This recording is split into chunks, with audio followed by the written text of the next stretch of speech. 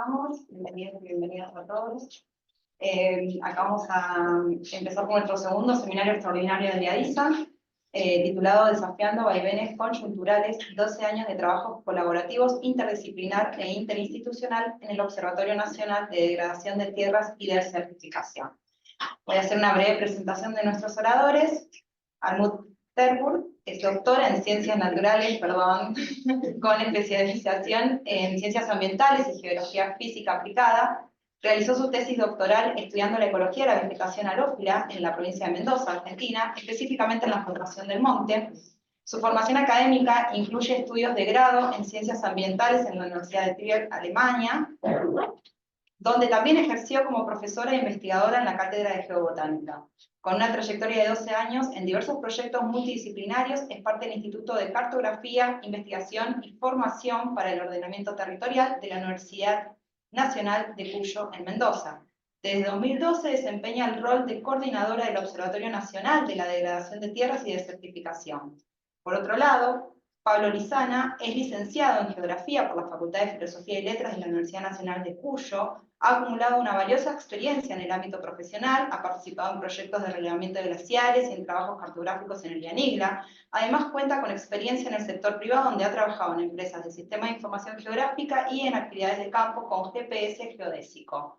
Desde el 2016 se desempeña como geomático en el Observatorio Nacional de la Degradación de Tierras y Desertificación. Bueno, les cedemos la palabra. Muchas gracias por estar. Gracias, Yasmin, por la presentación.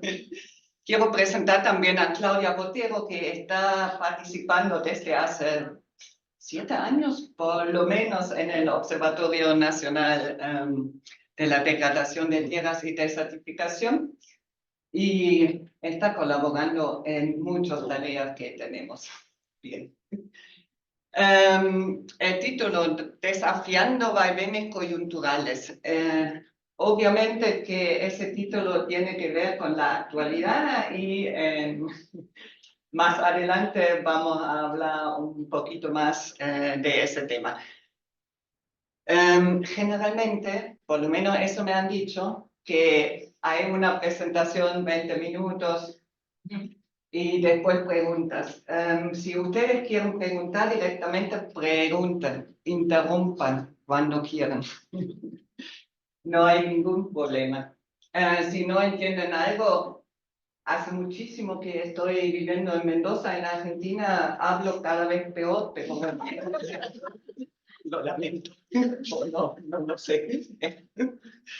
Bien. Empezamos con lo primero, ¿no? Degradación de tierras, ¿qué es? Porque hay conceptos muy diferentes en los diferentes ámbitos. Para nosotros, es todo proceso que disminuye la capacidad actual o potencial de la tierra para producir cuantitativa o cualitativamente bienes y servicios de los ecosistemas para sus beneficiarios. Es decir, es una definición amplia. Vemos, eso para nosotros es muy importante que no solamente vemos el sistema físico-biológico, sino también gente, personas que viven, productores. Lo voy a hacer todo rápido, y eso, disculpen, la presentación lo hicimos ayer en la tarde, rápidamente, pero algunos ejemplos de la degradación de tierras que no son representativos, ¿sí? Son solamente lo que nosotros estamos trabajando en la red y que personalmente me parecen importantes también. Por un lado, en todo el norte,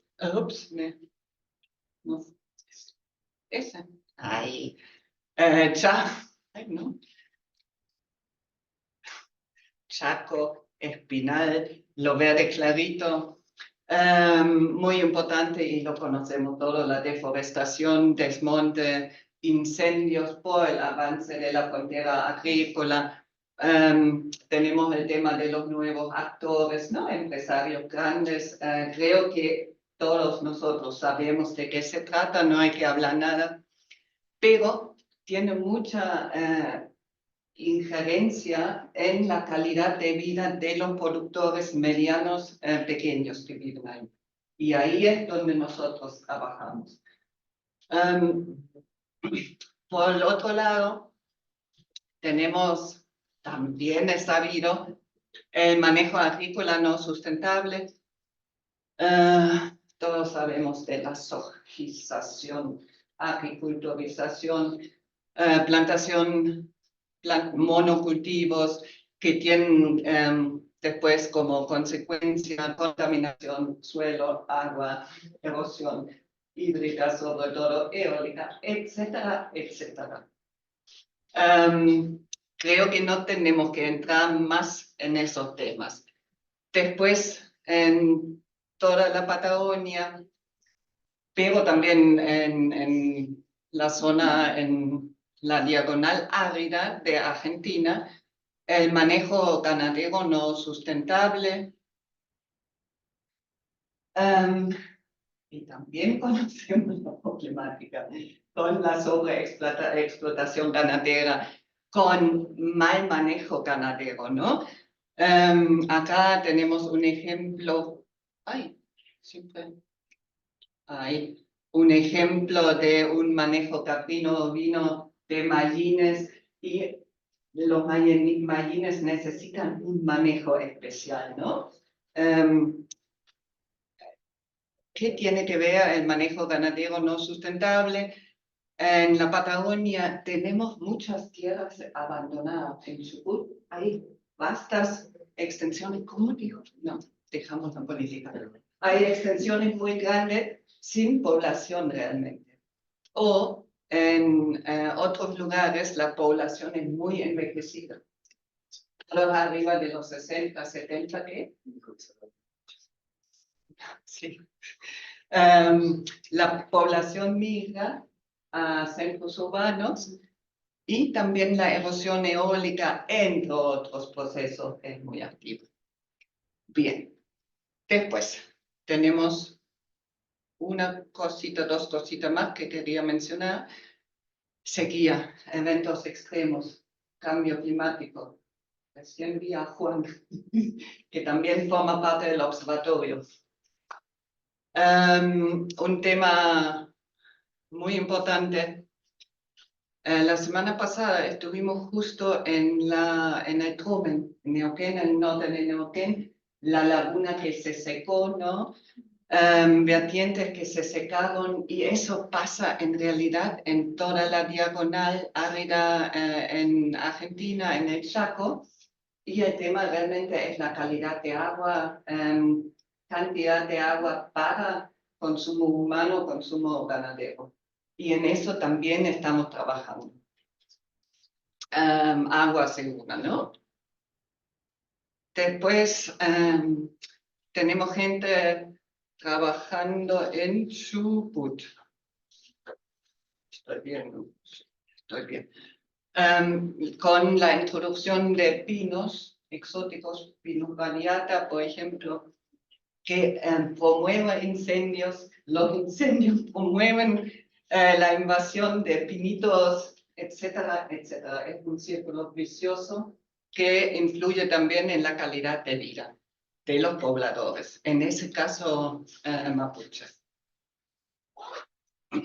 Después tenemos otra en Tierra del Fuego. Es un caso bastante espectacular, es particular, quería decir, pero también a nivel científico muy, muy investigado, ¿no?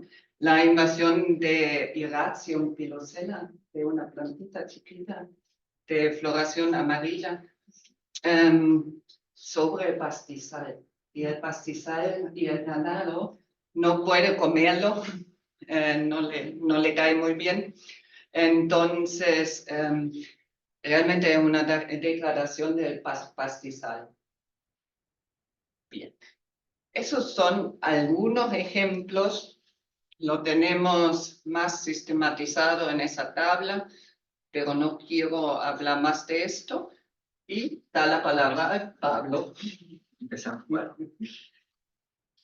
Con esta introducción, bueno, vamos a hablar un poco de qué es lo que es el observatorio, que justamente es un sistema de, de evaluación y monitoreo de tierras y demás, pero lo importante es que está basado en un abordaje integral e interdisciplinario y participativo, colaborativo realmente, porque está compuesto por sitios pilotos que son grupos de trabajo que se integran al observatorio, y entonces de esa manera en realidad hacemos todo el trabajo como con toda la gente en grupo. Contaba recién las chicas, hacemos reuniones permanentes de distintos temas y de distintas cosas que se van haciendo en el observatorio. Bueno, el objetivo general es proveer información al estado de tendencia de agregación de tierras y de certificación, y elaborar propuestas e impulsar medidas de manejo y mitigación y de prácticas de manejo sostenible. Sobre todo se trabaja mucho con el ex Ministerio de Ambiente de la Nación, que también es parte del observatorio. Como ven, Todavía no nos abajo, da para acá, cambiar claro, como ven los abajo, tomos abajo. el observatorio en realidad es como un consorcio de instituciones, el cual está reconocido por un lado dentro de CONICET, la parte de redes de observatorios y para solución de problemas específicos, pero a su vez está integrado por gente de INTA. Entonces, bueno, FAUBA, el ex Ministerio de Ambiente, ahora. Entonces hay como un montón de interacción ahí entre todas las instituciones y realmente se trabaja colaborativamente. Después vas a hablar un poco del tema de los proyectos. Bien, perfecto, paso. Bueno, objetivos específicos ya es como, digamos, las acciones directas de evaluar y monitorear las causas y consecuencias de la agregación, para lo cual se han desarrollado durante todos estos años, más de 12 ahora, que lleva el observatorio colaborativamente con la gente de la red, pero siempre también invitando a especialistas específicos para desarrollar metodologías para el tema de los indicadores biofísicos y socioeconómicos. Entonces, siempre ha sido como siempre dice Lando, dice, es un poco más lento llegar al final a tener algo, pero es bastante colaborativo y como que se nutre mucho de todos los conocimientos de distintas la interdisciplinaridad. Bueno, facilitar la toma de decisiones para planificar el territorio. Esto a veces, bueno, como todos saben, es difícil a veces que los tomadores escuchen o tomen en cuenta lo que dicen las instituciones que se abocan en algunos temas, ¿no? Bueno, promover el manejo sostenible de tierra, proporcionar acceso a la información referida a la agregación de tierra y a los sectores, bueno, científicos, políticos, tecnológicos, privados, comunidad en general, ¿sí? Más o menos como general. ¿Tú la querías seguir tú? La estructura del observatorio. El observatorio en sí, ya dijo el Pablo, es una red, está representada, o el órgano superior es la comisión directiva y la coordinación, que yo soy la coordinadora, ayudan, y el Pablo es el geomático, con sede en Mendoza. Por eso estamos acá. Y la comisión directiva está compuesto por INTA, CONICET Central, IADISA y FAUBA. Creo que ya lo dijiste, ¿no? Después, lo más importante para nosotros son los sitios piloto, y esos son los puntitos blancos, que son grupos de trabajo con presencia en tierra, en territorio, es decir, que trabajan a nivel local. Y en ese momento tenemos 22 sitios, ya vamos a ver que hemos crecido. Y después, creo que ya lo dijiste también, tenemos los equipos de trabajo que trabajan en temas específicos, como por ejemplo Juan Rivera en cambio climático, etcétera, etcétera, ¿no? Ahí están los especialistas. ¿Vamos? Bueno, somos un grupo de gente, humanos. Y la verdad que no es menor, ¿no? Siempre es una cosa que uno dice, y obvio, todos lo somos, pero no es menor porque hemos logrado de conformar una red que incluso en épocas difíciles hay cierto apoyo, ¿no? Y tenemos reuniones virtuales regulares, etcétera, etcétera. Por ahí, Somos más o menos 200 integrantes, coordinados. CONICET 100 investigadores, pero siempre, cada vez menos CONICET, más INTA. Porque para los investigadores CONICET hoy es más difícil de mantener en la carrera esas tareas que estamos llevando a cabo. Tienen menos rédito científico, para hablarlo de una manera, ¿no? Mucho INTA y bastante universidades, becarios, teníamos un montón. En ese momento no lo sé. Porque en esas fotos son coordinadores de los sitios. Sí. La comisión, pues, en realidad. Sí, esa foto fue tomada en Paraná, son coordinadores de los sitios, más algunos co-coordinadores, más algunos productores. La cronología, eso rápidamente. 2011 finaliza un proyecto LADA, que es un proyecto de la FAO, en la cual participó Eliadisa con Elena Abraham en su momento. Y se trabajó en 5 sitios. Esos 5 sitios no querían que se cayera el proyecto. Se presenta un proyecto mayor a CONICET. CONICET aprueba a 5 años el proyecto observatorio en el 2012. Me contratan a mí en el 2012. En el 2013 se suman 12 sitios y después, bueno, se hace el sitio web, etcétera, etcétera. Se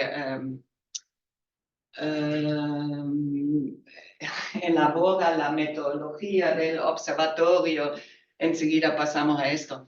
En el 2014 se declara de interés nacional el observatorio. El observatorio, como muchas veces, ¿no?, tiene más interés a nivel nacional que acá local. Pero bueno, eso pasa. Se hace un libro, no importa. Después en el 2020, 21, 22 se agregan 8 sitios más, se van 2, 3 y ahí llegamos ahora en ese momento a 22. Fondos. Y eso sí me interesa. Me olvidé vos. Se contrata a Pablo en el 2017. 6. Perdón.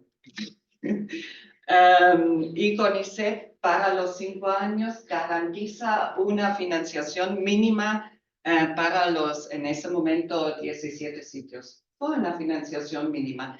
Después, nosotros logramos la financiación a través de Fundación Williams, sobre todo ministerio, ex-ministerio, IDRC, MINCIT, Fondo Verde para el Clima actualmente.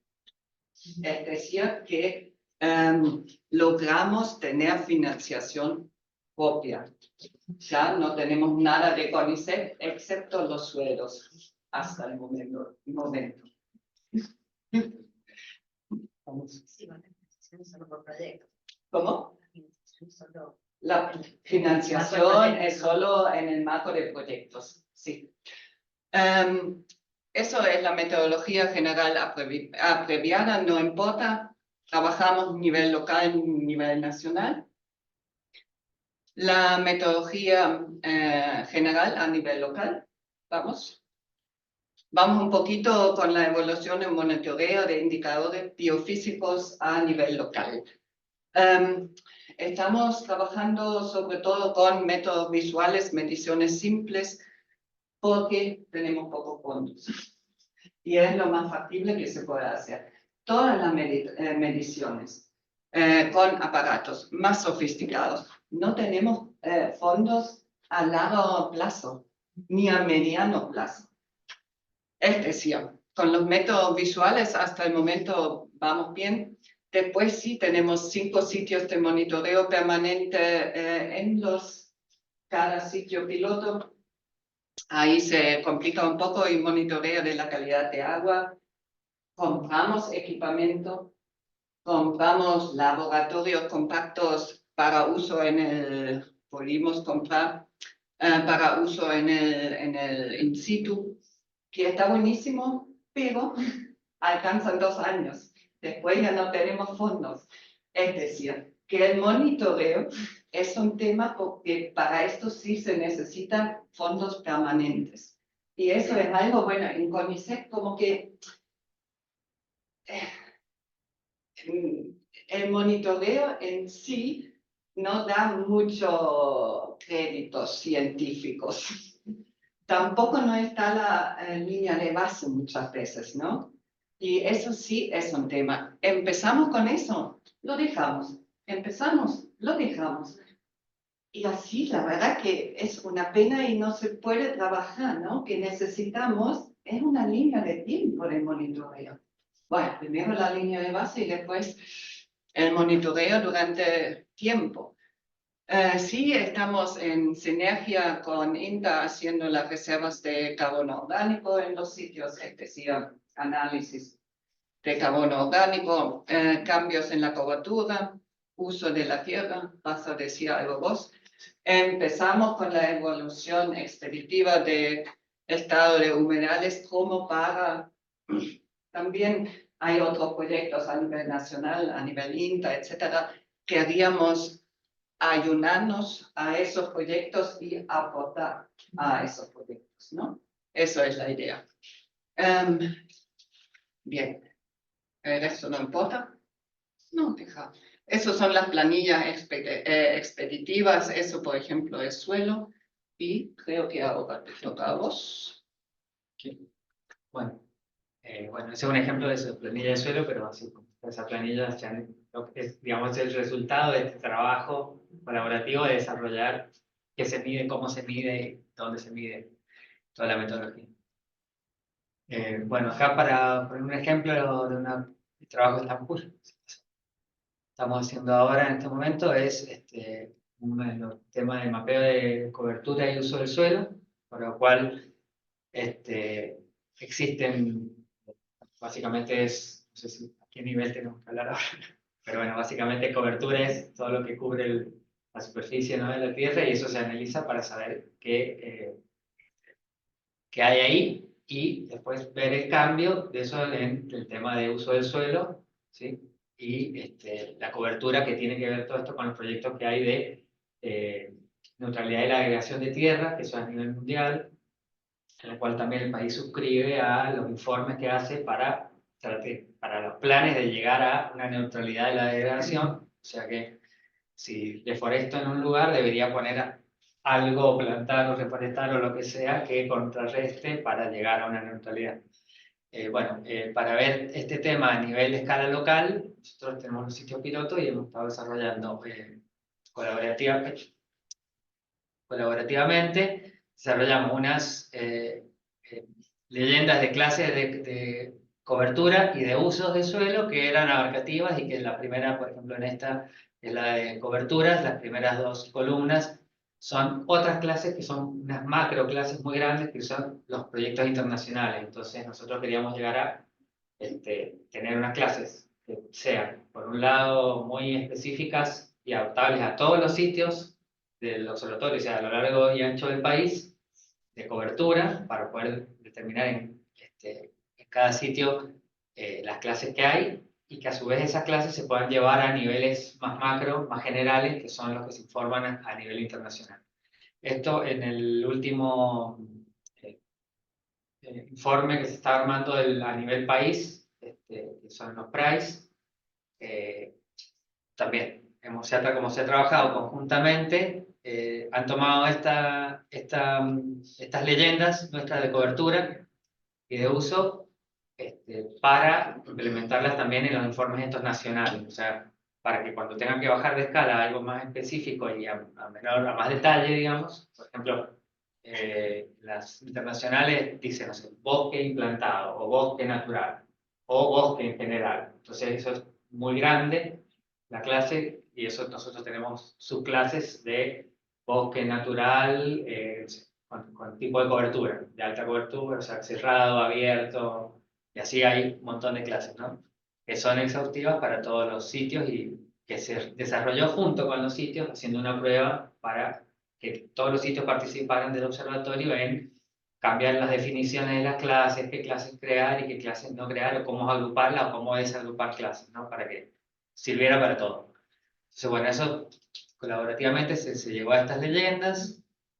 Después, bueno, tenemos para estas mapas de cobertura, la idea es ver el cambio de cobertura entre dos épocas que tenían que ver con estos informes internacionales y pensándolo de acá para adelante, en el futuro también, que se vayan haciendo mapas de la cobertura de las distintas épocas y la diferencia que hay en cambio, y después analizando ese cambio, ver si estamos contribuyendo a más degradación, menos degradación o neutralidad, depende de qué cambio, de qué cobertura se ha hecho, ¿no? Entonces esto está conjuntamente como en la patita local y bien a una escala de más precisión que los mapas nacionales, pero se está trabajando con todo el tema nacional también. Entonces, bueno, estamos haciendo este trabajo de mapas de cobertura y de uso de la tierra en los sitios pilotos del observatorio, usando, bueno, desarrollo y retroalimentación de la metodología, que es lo que les comentaba recién, y, bueno, el tema de, después, hay herramientas GeoWeb que integran la parte geográfica y web online, en donde todas estas clases se generan unos formularios para que la gente pueda informar en pequeños polígonos de muestreo, ¿no? Cada grupo de cada sitio piloto que está en cada zona del país informa sobre su sitio, entonces así obtenemos la información de qué cobertura y qué uso hay, digamos, como actualizada y con el conocimiento local. Y bueno, de esa manera después al tema del equipo que estamos trabajando, está Cecilia Rubio, por ejemplo, estaba yo, otra persona de Parques Nacionales del Noroeste, y bueno, estaba en su momento una persona del Ministerio de Ambiente también. La idea es, después, bueno, con esa información se generan y se clasifican imágenes satelitales y demás de esas fechas, y se llega a los mapas de cobertura y, bueno, después el cambio y analizar las transiciones, de qué a qué cambió, y bueno, después de eso viene la parte de la integración con los temas de la neutralidad de la degradación de tierra, que es ver eso, porque a qué cambio de una cobertura es en una zona del país positiva y en otra zona es negativa, ¿no? Para la degradación o para la neutralidad. Entonces, en algunos lugares dicen, bueno, si tengo suelo desnudo y llego a una planta invasora, tengo más verde, quizá es positivo o quizá es negativo. O deforesto un bosque, y en la mayoría de los casos dirían es negativo. Si deforesto un bosque de un pino invasor y trato de recuperar la especie nativa, bueno, quizás es positivo. Entonces, también en distintas zonas del país eso es diferente. ¿Querías hablar de la...? Eso era un ejemplo de la aplicación local. Y ahora, y no somos los especialistas en lo socioeconómico, eso hay gente en otros lados, pero se está trabajando fuertemente en lo socioeconómico y se está haciendo entrevistas, encuestas. Claudia también está en ese tema. Hicimos el manual del encuestador del campo y actualizamos ahora también la encuesta. Se hizo entrevistas a referentes claves y el monitoreo de indicadores específicos en este momento no lo estamos haciendo porque tampoco no hay fondos para ir tanto al campo. Además, queríamos implementar una encuesta más perceptiva, ¿no? Para tener la calidad de vida más perceptivo, más sentido de los productores. Esto todavía no lo hemos hecho, sí se hace talleres participativos y obviamente en todos los sitios ya hay una relación entre los productores y la gente que trabaja muy, muy importante. Y eso no es menos. Y bueno, ya estamos pasado el tiempo, así que algunos logros con R del observatorio. ya lo hemos hablado, Pablo lo hizo, yo lo hice. Sobre todo quiero hacer hincapié a algunos logos que no son los más convencionales en el ámbito científico. Hemos conformado una red articulada entre el sector político, científico-tecnológico y, ya lo dijimos, perdura en el tiempo aún sin financiación. Estamos co-construyendo conocimiento con los pobladores locales. Estamos con el monitoreo ambiental en sinergia con otros proyectos. Eso es importante para nosotros, sobre todo proyectos del INTA, que por ahí son más prolongados en el tiempo que los de CONICET. Bien. Y el acceso a financiamiento, ya lo charlamos. La elaboración de cartografía nacional. ¿Vos querés decir algo de eso? Mostrar solo un ejemplo de algo que a lo largo del observatorio se han hecho bastante temas. El observatorio básicamente esto, trabaja como, la idea era trabajar hasta 3 escalas, ¿no? Regional, local y nacional. Y bueno, lo que realmente se ha podido hacer siempre es hacerlo local y después, bueno, nacional, algunos trabajos que se han hecho, por ejemplo, de análisis de NDVI en todo para el nivel nacional. Y bueno, este es uno de los últimos, que era el índice de aridez, un mapa de índice de aridez actualizado a partir de bases espaciales globales, ¿sí? Que están disponibles, pero que se ha mejorado muchísimo la resolución, tanto espacial como, digamos, de la sensibilidad, porque las bases que hay actualmente disponibles son como modelizadas y ajustadas con nuevos datos, tanto meteorológicos de satélite como de estaciones en tierra y demás. Y bueno, acá hicimos un cálculo nuevo digamos, como un nuevo mapa de índice de aridez para el periodo 81-2020. Y bueno, como para una cuestión, básicamente, supuestamente teníamos la zona húmeda, que es, con este índice, bueno, se hace una relación básicamente que es entre la precipitación y la temperatura a partir de la evapotranspiración, que es un sintético de esa relación entre la precipitación y la temperatura, como un índice que nos indique cuál es la situación en cada lugar, ¿no? En un periodo de tiempo determinado. Y bueno, lo que era clásicamente la pampa húmeda, en este mapa nos dio que es subhúmedo húmedo y no húmedo. O sea que ahí se nota un cambio grande entre unos mapas anteriores, tanto por la resolución y la calidad de la información actual, como porque evidentemente ha habido una variación en esa relación.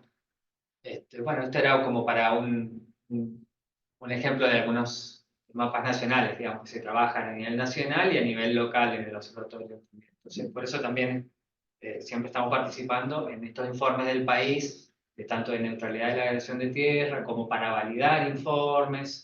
La gente de la red también participa de todos los sitios pilotos. Muchos son referentes de temas específicos en estas informaciones del país a los organismos internacionales, tanto de degradación de tierra como de certificación, la UNSCD, FAO, etc. Bueno, este era solo un ejemplo de que hemos tenido ahora, habría aumentado lo que es húmedo y ha disminuido la superficie de húmedo en Argentina.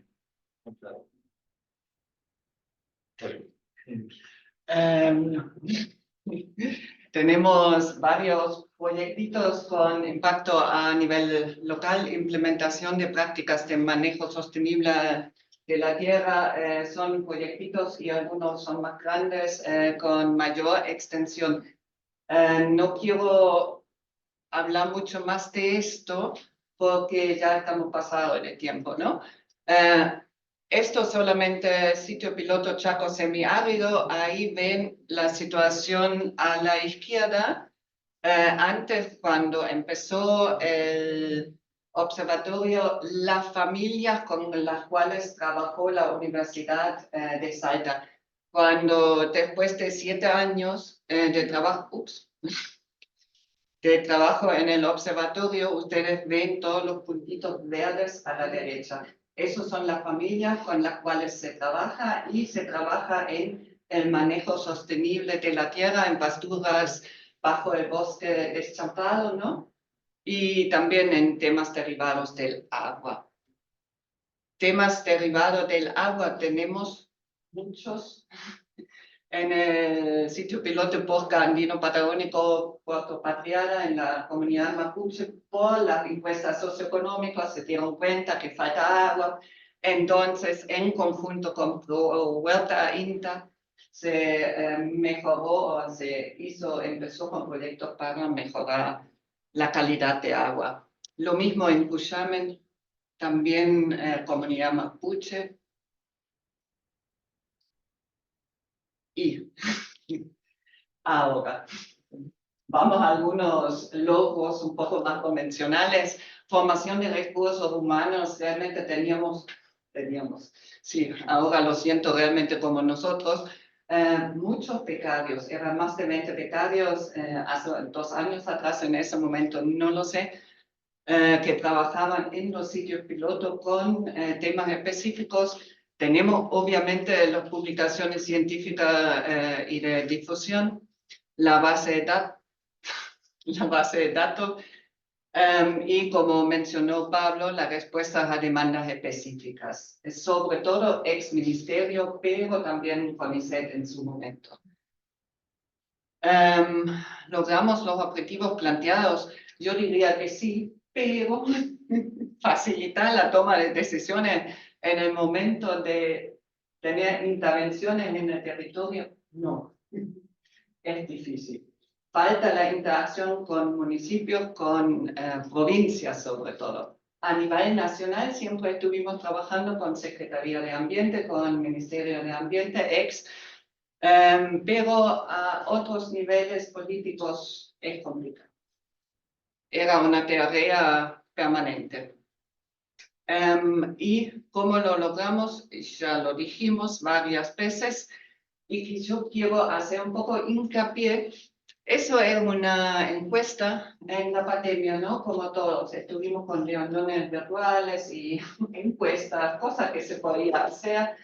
Entonces hicimos una encuesta, ¿por qué la gente, los miembros de la red, trabajan en el observatorio? Entonces, ustedes que ven acá, en primer lugar, enfoque multi o interdisciplinario. Segundo lugar, enfoque interinstitucional. El último lugar, lo económico. Es decir, que refleja un poco el carácter, ¿no?, de esa red. Bien. Obviamente la metodología consensuada en red a nivel nacional, eso sí atrae también.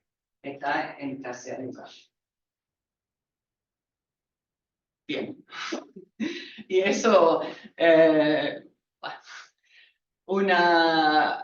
un ejemplar de Nature del 2015 ya es viejo, ¿no? Pero la interdisciplinariedad no, está mal.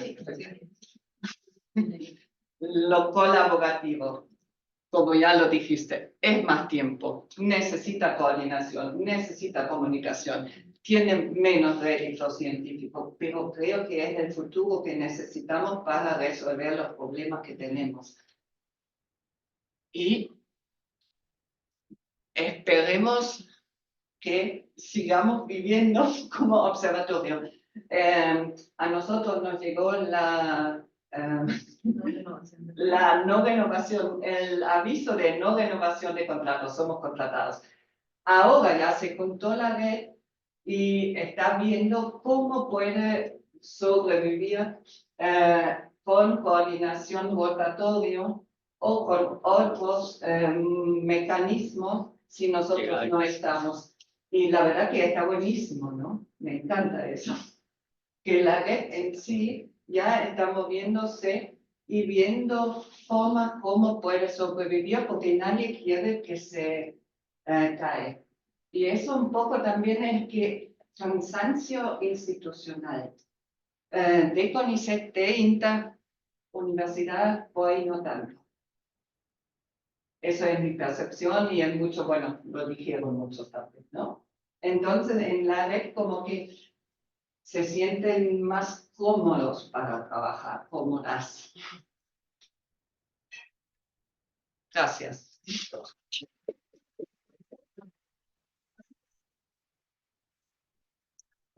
Bueno, abrimos espacio de preguntas, tenéis que preguntarlo, yo virtualmente tenemos a la sala.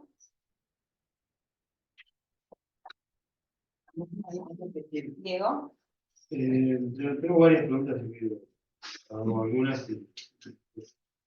En algún momento de la charla, vos dijiste que esta red, este observatorio, no resultaba muy atractivo para investigadores del CONICET por el tipo de exigencias que tenemos. Pero a mí me parece como una oportunidad ideal para hacer preguntas de investigación que lleven a resultados tangibles en términos de publicaciones que tengan que ver con los objetivos del observatorio, digamos, de entender cómo los cambios en el uso de la tierra exacerban o mitigan problemas de degradación ambiental. Y entonces me llama la atención, me gustaría que expliquen por qué, digamos, y cómo. A mí me parece que esto debería ser un recurso extraordinario para gente que está en el CONICET para responder preguntas de investigación, incluso gente que está aquí en la sala que quizás tiene ideas que puede llevar ahí. Y entonces la pregunta es, ¿por qué pasa eso? Y ¿cómo podemos hacer quienes estamos en el CONICET para acceder a las bases de datos y usar esto que ya existe para escribir papers que respondan a las preguntas que tienen que ver con lo que motiva al observatorio?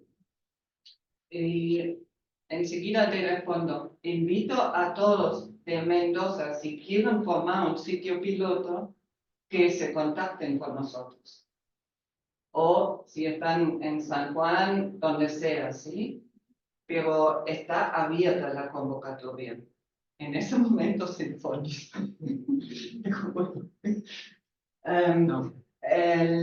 Tu pregunta. Empezamos a hacer, yo en el 2012, CONICET cambió. En su momento, digamos que lo único que servía para seguir la carrera son los papers, ¿no? Ahora, en CONICET hay un puntaje también de participación en redes.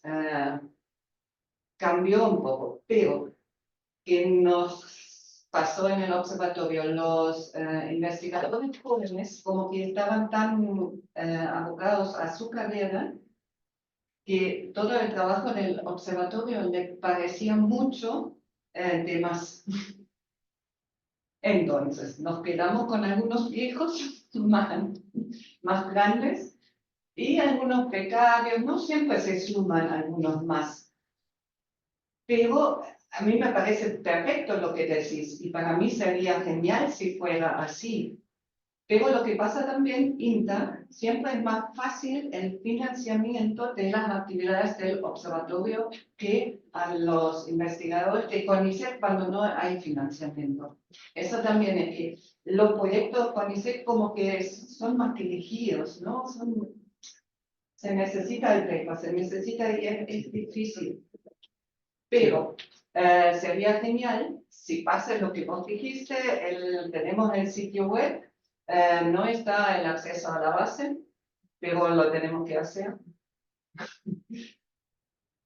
Pero uno podría, no sé, si a alguien le interesa, puede contactarse y proponer una pregunta de investigación que puede llegar a responderse con los datos que ya existen y establecer una colaboración con el consorcio. Y, sí. Okay. Sí, incluso tenemos nuevas líneas de investigación con el trabajo que estamos haciendo, sí. Sobre todo en los sitios más al sur, al oeste. Y viceversa, ¿no? Realmente que quien quiere formar parte, bienvenida sea, en la forma que sea. Y justo está Juan acá. Él está como especialista en cambio climático, pero tenemos especialistas en lo socioeconómico, en vegetación, en qué sea, lo que sea.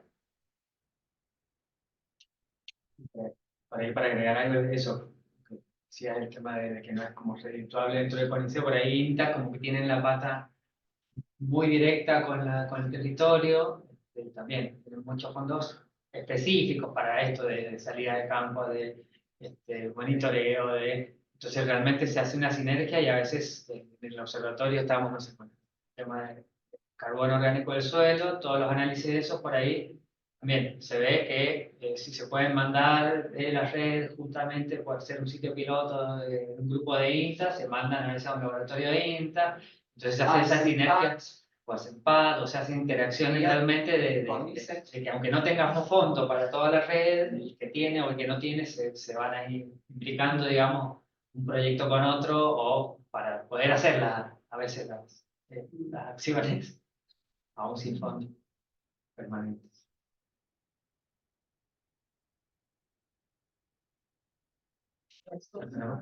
En el Zoom no hay preguntas. Un poco referente a mencionar la pregunta que hacía Diego, mencionaron que también están comenzando a trabajar con pastizales. Tenemos un proyecto de pastizales, el efecto cambio climático, pastizales Patagonia y vulnerabilidad de la población local. Bien. Es un readiness de fondos verdes. Sí. Por ejemplo, nosotros trabajamos en los pastizales de Uspallata y no sé si, por ejemplo, se puede obtener información de ese pastizal o deberíamos empezar a tomar algún tipo de datos para sumar a la red o cómo podríamos empezar a Eso es un obtener esos datos. proyecto específico que estamos trabajando solamente en la Patagonia. Pero hay que pensar también en líneas temáticas. Si el observatorio sigue trabajando, creo que hay que pensar en líneas temáticas: pastizal, incendio, contaminación, a más grupos en ese sentido, ¿no? Que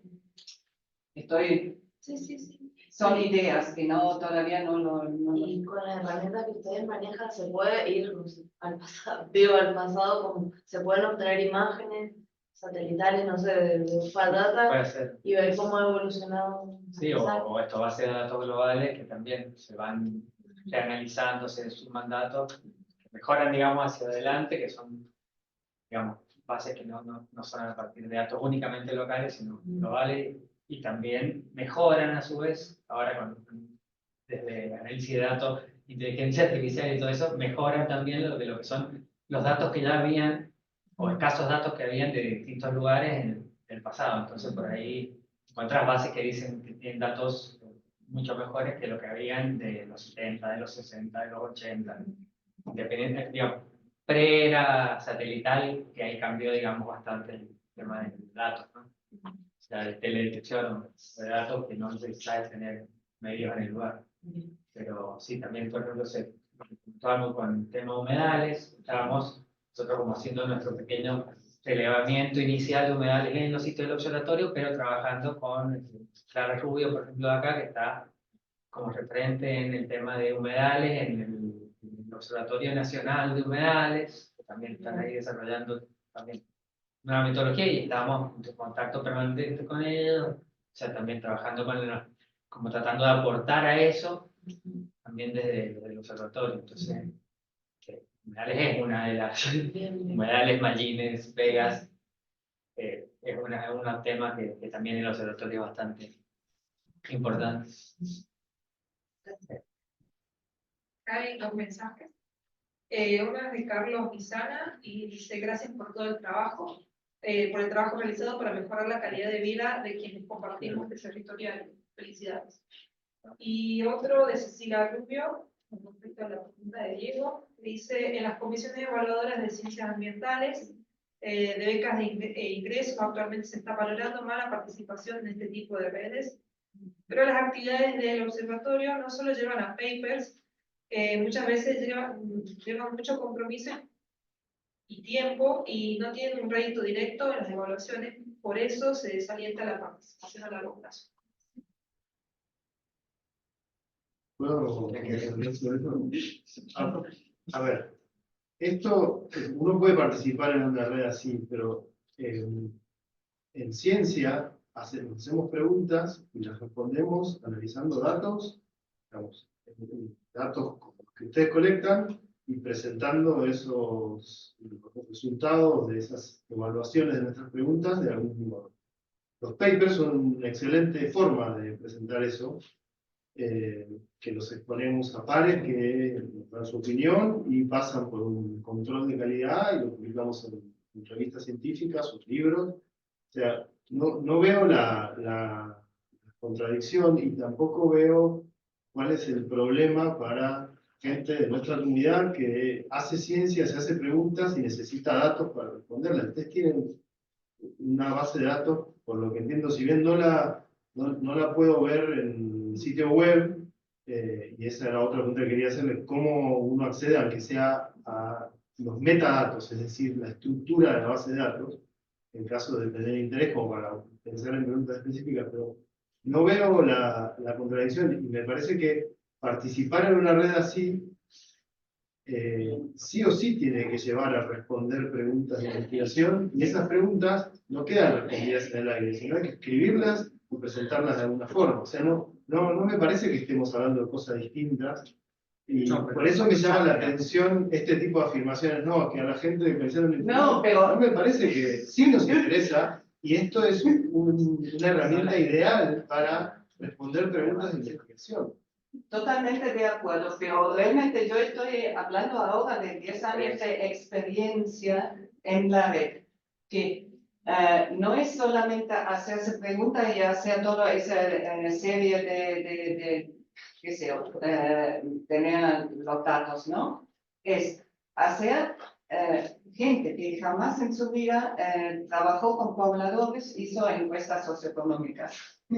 Eso lleva tiempo.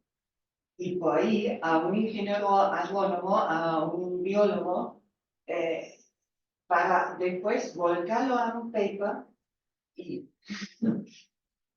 es complicado, ¿no? Entonces, es mucho tiempo afuera de la disciplina que es una oportunidad muy grande, creo, para hacerse otras preguntas, pero es más lento. No sé si estamos de acuerdo en eso, pero como que realmente es más lento y no tenés respuestas y directas, o sí, Claro, resultados directos. y eso también, la cosa también, tal vez la forma en la que se trabaja, el hecho de tener que llevar todo en red, tratar de trabajar con coordinar todos los sitios que trabajamos en cosas comunes, esa es la por ahí lo difícil, que no podemos responder la pregunta de uno en un solo lugar. Entonces, tenemos que tratar de trabajar en temáticas que podamos responderlas a nivel de todos los sitios. Eso es lo que se hace que es común, que es más lento. Trata, bueno, todos tenemos preguntas sobre estos temas, trabajemos en ello. ¿Vos querés contestar lo de la base de datos? Ah, sí, la base de datos se nos cayó hace poco, falta de fondo, pero está y la tenemos que volver a subir en algún lugar que esté más permanente. Es como que ocupaba mucho espacio para ponerla aquí en los servidores de CSP, pero vamos a ver si logramos Sí, conseguir. estuvimos con el Así que sí. Ahora vemos cómo lo hace. Sí, eso es. Claro, de hecho, estamos en esta coyuntura con todo. De hecho, teníamos también un servidor de mapas que estaba antes en CCT y ahora estábamos a punto de integrarlo ahora con Yadisa directamente. Porque también, sí, esa coyuntura de En económico. Yadisa estamos próximamente a ver una reunión la semana que viene con la provincia para crear un repositorio de seguridad ambiental y es posible, estamos viendo, a ver si tenemos suerte, que la provincia ponga plata para los servidores que estarían alojados acá. Entonces, este tipo de proyectos también podrían tener cabida en servidores y todo eso.